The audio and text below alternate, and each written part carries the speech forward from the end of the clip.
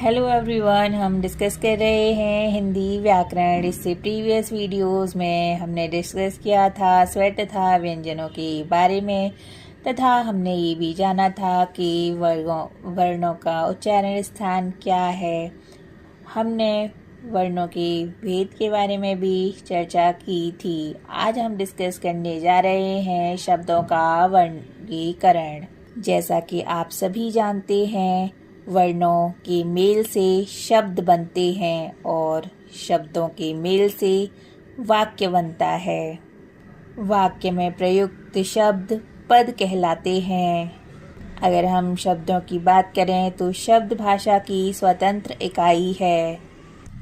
ऐसा वर्ण समूह जिसका एक निश्चित अर्थ होता है वह शब्द कहलाता है।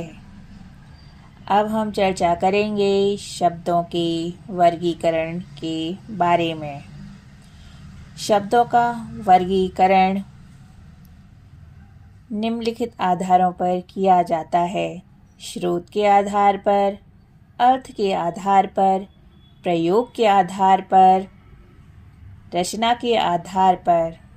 सबसे पहले हम चर्चा करेंगे स्रोत के आधार पर शब्दों के वर्गीकरण के बारे में। स्रोत का अर्थ है मूल या उद्गम स्थान। कोई शब्द हमारी भाषा में कहाँ से आया या उसका उद्गम स्थान क्या है। कभी कभी शब्द का मूल रूप बदल जाता है तथा उसका बदला हुआ रूप अधिक प्रचलित हो जाता है। कभी दो भिन्न भाषाओं के शब्दों के मेल से कोई नया शब्द बन जाता है।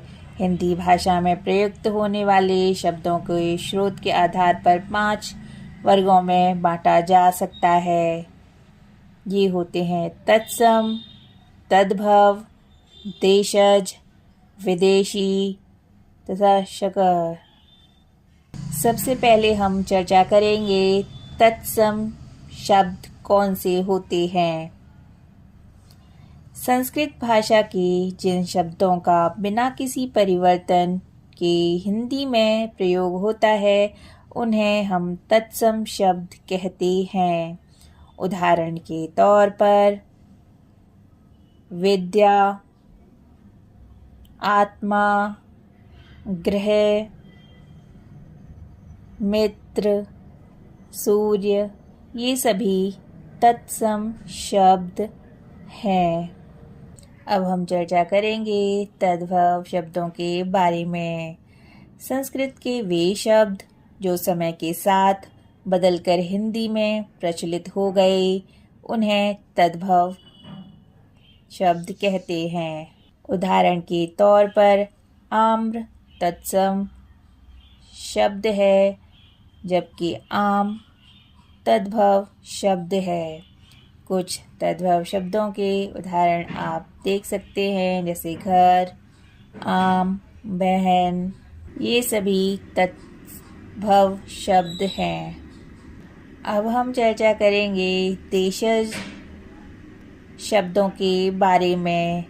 इन शब्दों का स्रोत संस्कृत या कोई विदेशी भाषा नहीं है, अपितु इन शब्दों का जन्म और विकास साधारण जनसमाज की बोलचाल में हुआ है।